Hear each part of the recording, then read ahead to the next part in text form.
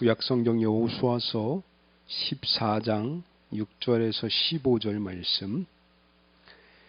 그때 유다 자손이 길갈에 있는 여호수아에게 나아오고 그니스 사람 여분네의 아들 갈렙이 여호수아에게 말하되 여호와께서 가데스 바네아에서 나와 당신에게 대하여 하나님의 사람 모세에게 이르신 일을 당신이 아시는 바라.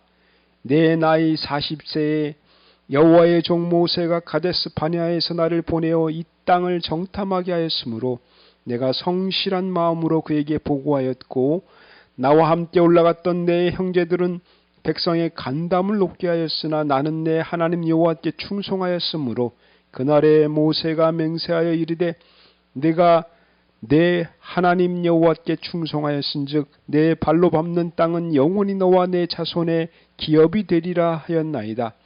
이제 보소서, 여호와께서 이 말씀을 모세에게 이르신 때로부터 이스라엘이 광야에서 방황한 이 45년 동안을 여호와께서 말씀하신 대로 나를 생존하게 하셨나이다. 오늘 내가 85세로 돼 모세가 나를 보내던 날과 같이 오늘도 내가 여전히 간건하니 내 힘이 그때나 지금이나 같아서 싸움에나 출입에 감당할 수 있으니 그날에 여호와께서 말씀하신 이 산지를 지금 내게 주소서. 당신도 그날에 들으셨거니와 그곳에는 아낙 사람이 있고 그 성읍들은 크고 견고할지라도 여호와께서 나와 함께 하시면 내가 여호와께서 말씀하신 대로 그들을 쫓아내리이다 하니 여호수아가 여분네의 아들 갈렙을 위하여 축복하고 헤브론을 그에게 주어 기업을 삼게 하며 헤브론이 그니스 사람 여분네의 아들 갈렙의 기업이 되어 오늘까지 이르렀으니 이는 그가 이스라엘의 하나님 여호와를 온전히 쫓았음이라. 헤브론의 옛 이름은 길랏 아르바라. 아르바는 아낙 사람 가운데서 가장 큰 사람이었더라. 그리고 그 땅에 전쟁이 그쳤더라. 아멘. 여호수아는 나이가 들어 더 이상 가나안 정벌에 나설 수 없게 되었습니다. 그리고 그는 지파마다 땅을 분배하여 기업으로 나누어 주고 있었습니다. 그때 유다 지파 중 여분네 아들 갈렙이 여호수아 앞에 나섭니다. 갈렙은 85세의 노장이었습니다. 바란 광야에서 하나님께서 모세에게 명령하여 각 지파에 한 명씩 선발하여 가나안 땅을 정탐하게 하라고 합니다. 그때 지파마다 한 명씩 추천받아서 정탐꾼으로 보내게 되는데 유다 지파에서는 여분네의 아들 갈렙이 추천을 받아서 정탐꾼으로 가게 되었습니다. 가나안 땅은 어떤지, 또 가나안에 살고 있는 사람들은 어떤지, 가나안 땅이 좋은지 나쁜지, 그 진영이 산성인지, 토지는 비옥한지 메마른지, 나무는 있는지 없는지, 그곳에 사는 사람들은 강한지 약한지, 많은지 적은지 탐지해 오고 그 땅의 실과를 가져오거라. 정탐꾼들에게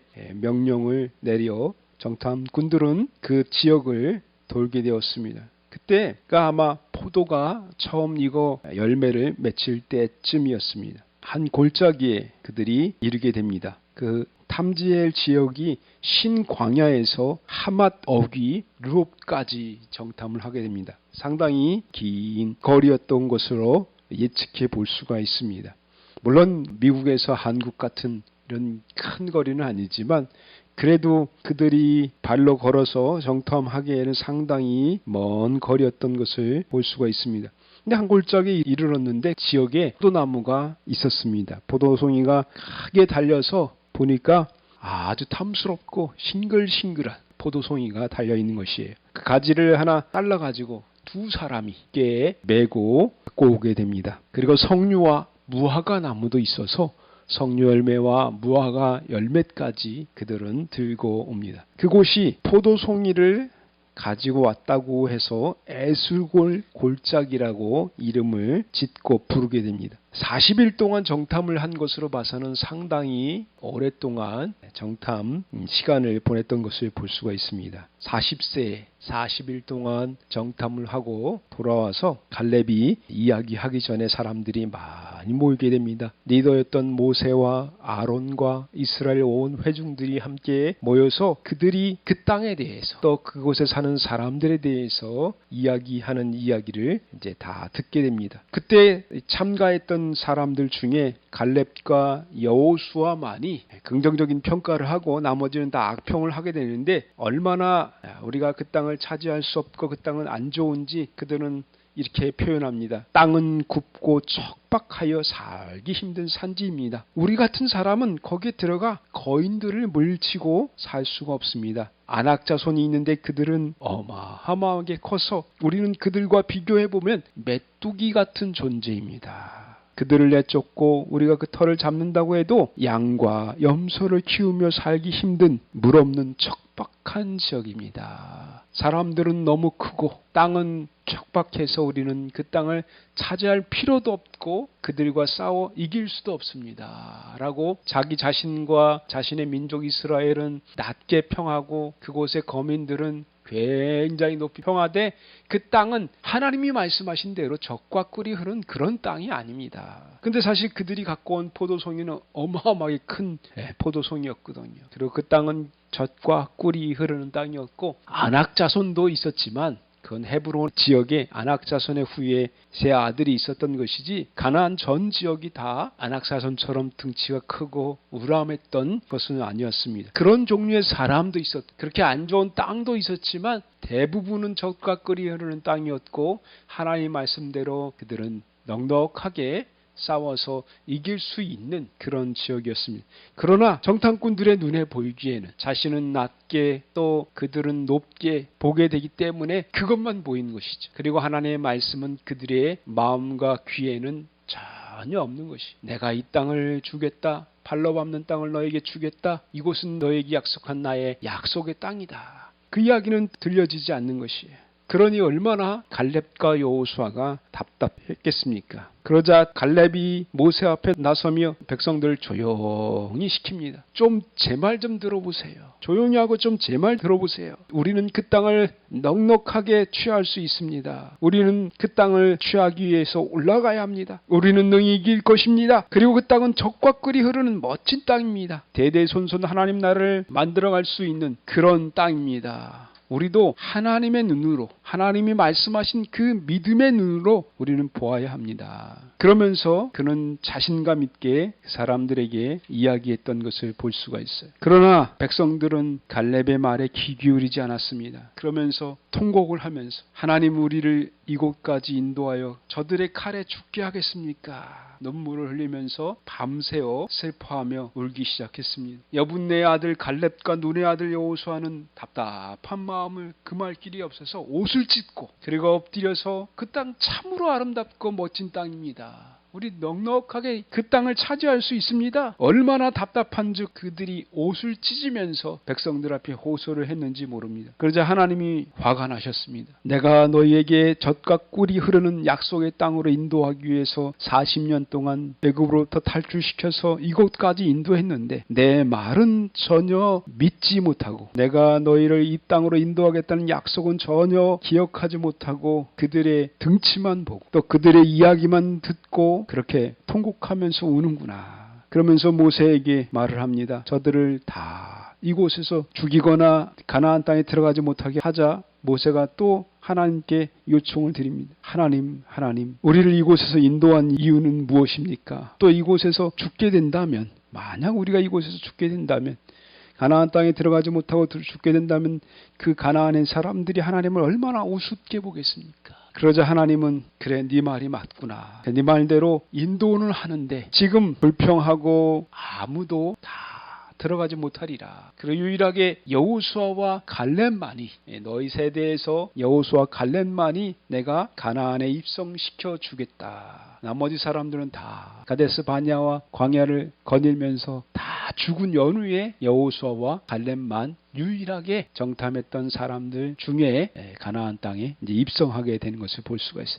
그때 그 말을 기억하면서 하나님은 갈렙에게 약속의 말씀을 주십니다. 너와 너의 자손에게 약속의 땅을 주마. 이것을 여호수아 앞에, 노인인 여호수아, 내가 그들을, 이 백성들을 가나안 땅 약속의 땅으로 인도는 하는데 더 이상 가나안 정벌에 나설 수 없는 여호수아에게 갈렙이 나가서 이야기하는 것이, 가데스 바냐에서 믿지 못하고 내 말을 신뢰하지 못하는 이 세대의 사람들은 우리가 정탐하고 왔을 때 하나님은 우리에게 약속했습니다. 나와 나의 자손들에게 이 땅을 기업으로 주겠다. 그 땅이 아낙 자손이 사는 지역 헤브론 땅이었습니다. 그 땅은 포도송이 하나가 어마어마하게 큰 그런 땅이었습니다. 그렇게 약속하지 않았습니까? 저에게 그 땅을 주십시오. 유다 지파 중에 여분네의 아들 갈렙에게 헤브론 산지의 땅을 주겠다. 여호수아는 그 약속을 지킬 수밖에 없는 것이죠. 옛날에 그 정탐할 쓸 때 그때 맞아 그때 그랬지. 그때 사람들은 다 악평하고 그리고 거민들은 안악자손 같다 그러고 그리고 그 땅은 척박하다 말하며 살기 힘들고 정복할 수 없다고 말했을 그때 하나님은 당신에게 당신이 원하는 땅 헤브론의 젖과 꿀이 흐르는 그 땅을 주겠다고 약속했지. 그러면서 너가 너희 자손과 함께 헤브론 산지를 가져가라. 그래서 유다 지파의 자손이었던 여분네 아들 갈렙과 갈렙의 자손들은 헤브론 산지를 얻게 되고 그곳에 올라가서 싸움을 하게 됩니다. 그때 아낙의 소생이 세 아들이 있었는데 세세와 아히만과 달메라는 사람이었어요. 세 아들의 이름이 이렇게 등장하는 이유는 굉장히 거구가 큰 정말 아낙 자손 네피림의 후예요 아낙 자손의 등치가 컸던 인물들이었던 것 같아요. 실제 역사적 인물들이죠. 그리고 길앗 세벨이라는 곳을 침공해서 올라가게 되는데 사실 85세의 노인 갈렙이 전쟁에 나가서 싸우는 것이 쉬운 일은 아니었습니다. 그러자 갈렙은 유다 지파 사람들을 모아놓고 얘기합니다. 이 길앗 세벨이라는 곳을 정복하는 용사에게 나의 딸 악사를 주고 그에게 땅과 샘들을 주마. 공략을 하게 됩니다. 그러자 아주 훌륭하고 멋진 용사가 나타나게 되는데 그 인물이 첫째 사사였던 온니엘입니다. 온니엘이 내가 나가겠습니다. 내가 싸우겠습니다. 내가 그들을 정복하게 그들을 내쫓고 그곳에 하나님의 나라를 이룰 것입니다. 이스라엘을 세울 것입니다. 그러면서 싸워 세 아들을 물리치고 그 땅을 헤브론 산지를 갈렙에게 주게 됩니다. 그러자 갈렙은 약속했던 대로 자신의 딸인 악사를 주고 그리고 밭을 유산으로 주며 윗셈과 아랫셈을 주게 됩니다. 그리고 그 땅은 영원히 유다와 유다 지파의 땅으로 온전하게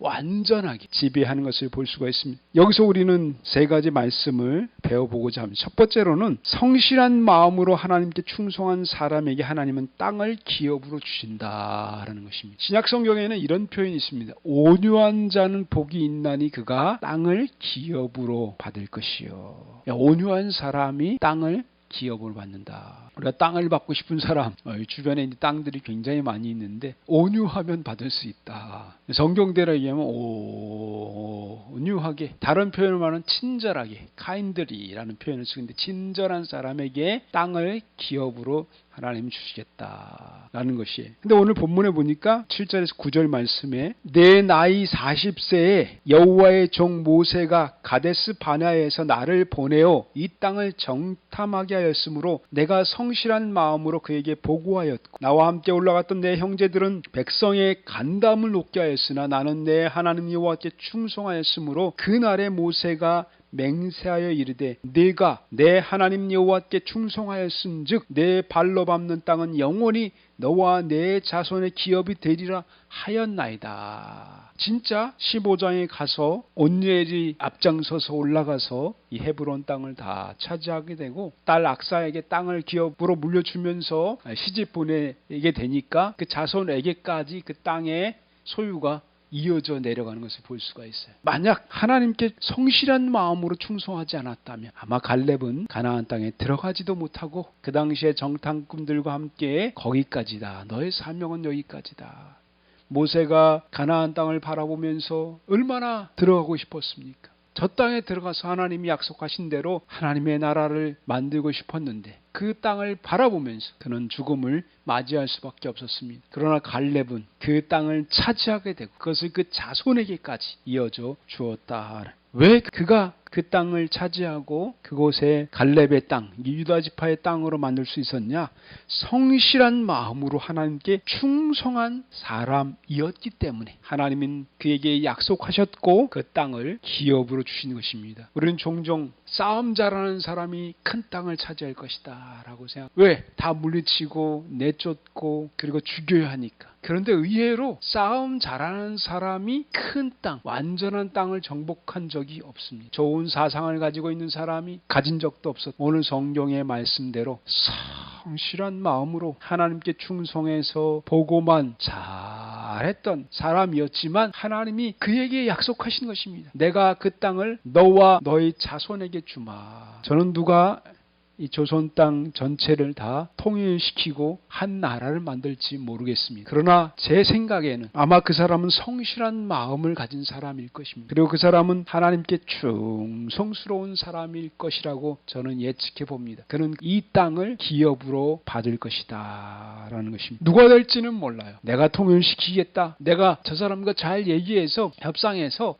통일 한국을 만들겠다라고 다 주창하고 기대해 보지만 오늘 성경의 말씀 비추어서 본다면 정말 성실한 마음으로 하나님께 충성한 사람이 그와 그의 자손에게 땅을 기업으로 줄 것이다 라는 것이, 저와 여러분들도 하나님이 주시는 땅, 약속의 땅, 젖과 꿀이 흐르는 땅을 기업으로 얻었으면 좋겠습니다. 어떻게 해요? 성실한 마음으로 하나님께 충성을 다하여 살아간다면 하나님께서 우리에게도 그 땅을 주시리라 믿습니다. 왜냐하면 갈렙이라는 사람은 85세의 나이에 얻은 것이고, 그리고 갈렙이라는 사람은 유다 지파의 본래의 유다 자손이 아니고 잡족 중에 한 사람으로 신앙을 표현하고 들어온 그런 사람이었기 때문에 우리 표현으로 말하는 이방인이었습니다. 이방인이 헤브론 산지를 장악하는 가장 큰 공을 세울 수 있었던 것은 하나님이 그와 함께 하셨고 그에게 약속하신 대로 그 일을 이루셨기 때문에 그렇습니다. 두 번째로 우리가 생각하는 것은 하나님은 반드시 그 약속을 지키신다라는 것이, 반드시 그 약속을 지키신다. 갈렙에게만 약속하셨어요.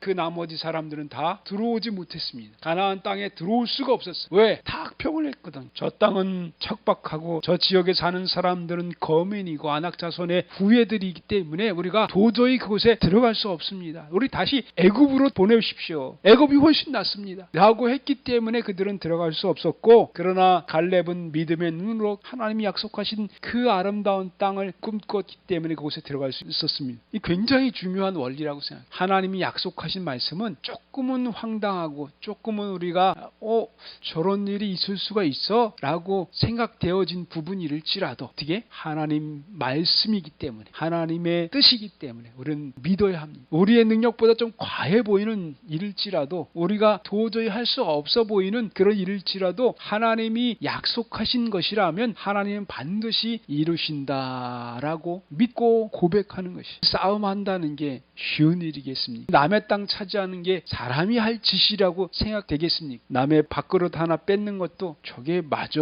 저게 저렇게 하는 게 맞아? 라고 여길 텐데, 가나안의 족속들을 다 멸절하고 그 땅을 차지하리라 하신 약속이 지금 생각해도 이해 안 되는 이 얘기예요. 홍해를 다 땅으로 만들어가지고 거기다 나라를 만드시지, 지중해 연안에 얼마나 바다가 많습니까? 그곳에 그냥 진을 치고 그곳에 좀 살면 어떻습니까? 뭐 이렇게 말할 수 있죠. 이 광야, 지금까지 걸어온 길에 조금 옥토로 만들고 젖과 꿀이 흐르는 땅으로 만들어서 이곳에 진을 치게 하시지, 왜 굳이 그 사람들이 잘 살고 있는 그 땅에 나를 보내셔서, 우리를 보내셔서 살게 합니까? 라고 충분히 말할 만큼의 상황일 거라고 여겨집니다. 그럼에도 불구하고 하나님이 약속하신 땅이 그 땅이라면, 하나님이 말씀하신 땅이 그 땅이라면 제가 그 땅에 가서 그 땅을 차지하겠습니다 라는 이 갈렙이 그 하나님께 충성했기 때문에 그 땅을 갈렙과 유다 지파에게 허락해 주신 것입니다. 지금도 우리는 하나님의 약속을 붙잡고 살아가는 성도들입니다. 우리에게 가진 것이 있어서, 우리가 가진 것이 많기 때문에 하나님이 그 일을 이루시는 것이 아니고, 하나님이 약속하셨기 때문에, 하나님이 말씀하셨기 때문에 우리를 인도하시는 것이,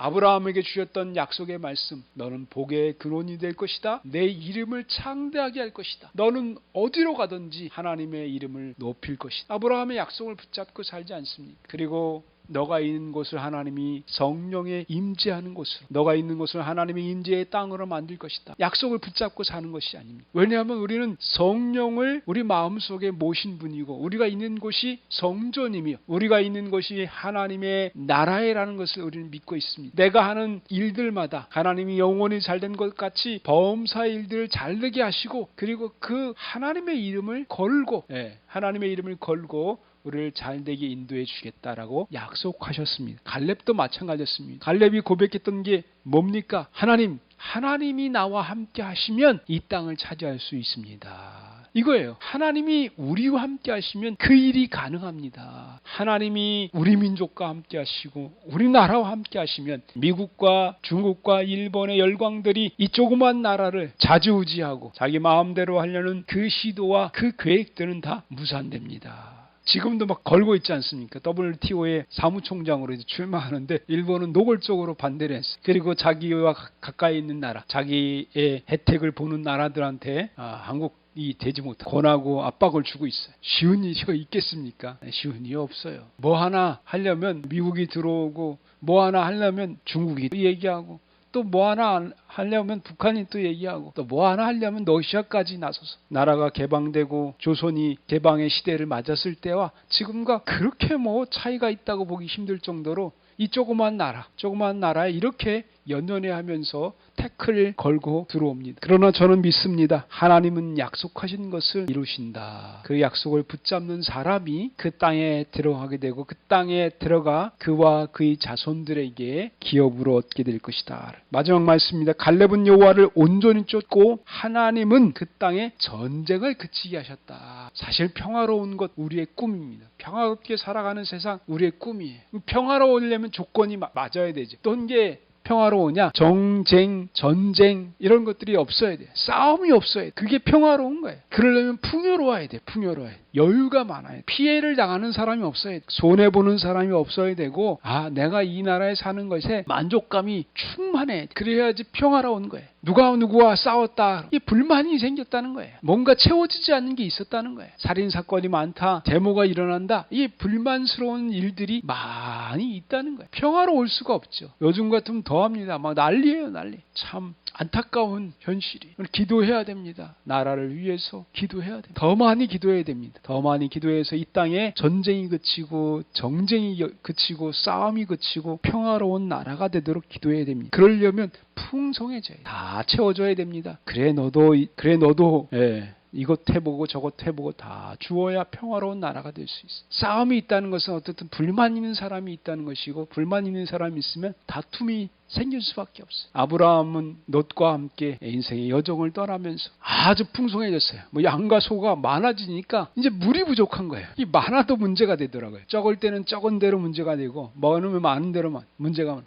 그러면서 광활한 지역에 놓고 롯에게 말합니다. 너가 좌하면 내가 우할 것이다. 너가 좌하면 내가 우할 것이다. 너가 우하면 내가 좌할 것이다. 그래서 너가 먼저 선택해라. 롯은 소돔과 고모라 땅이 얼마나 잘 준비되어 있는지 저곳에 가면 내 양과 소와 종들을 다 평화롭게 잘 먹여 살릴 줄 알고 그 땅을 차지합니다. 그리고 아브라함은 그 반대편을 가지요. 그것은 아무것도 보이지 않는 허허벌판에 전혀 준비되지 않은 땅이었습니다. 그러나 그 땅이 젖과 꿀이 흐르는 땅이 되었습니다. 좀 손해보고 좀 반대 길로 가고 그래 줘야지 이게 균형이 잡혀가는 거예요. 그런데 재미난 것은 반대 길로 갔던 그 땅은 젖과 꿀이 흐르는 땅이 되고 겉보기에 좋아 보였던 그 땅은 어떻게 돼? 유황불에 다 타버리고 다 살라져 버립니다. 우리도 마찬가지입니다. 하나님의 말씀이라면 내가 보이지 않아도 약해 보여도 부족해 보여도 그 땅으로 가겠습니다. 그곳에 가면 어떻게 하나님이 그 땅에 전쟁을 그치고 평화롭게 만들어 주었다라는 것입니다.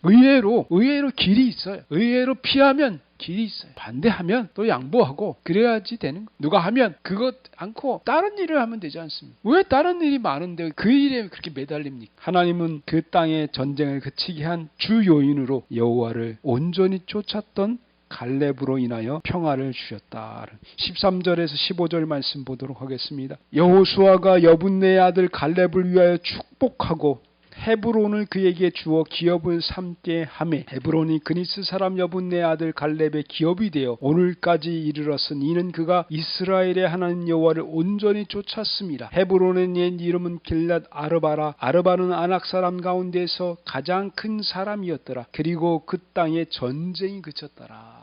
정탐꾼들이 가장 무서워했던 사람들이 살고 있는 헤브론 지역, 아낙 자손들이 살고 있었던 그 지역을 하나님 제게 주세요. 제가 그 땅을 차지하겠습니다. 갈렙은 험지였던 그리고 산지였던 그 땅을 모세에게 요청해서 또 여호수아에게 요청해서 받게 되고 그것을 차지하고 나서 보니까 그 땅에는 더 이상 전쟁이 발생하지 않았다. 그럼 다른 지파들이 갖고 있었던 땅에는 어떻게 자질구레한 전쟁들이 많이 생겼다. 그런 뜻입니다.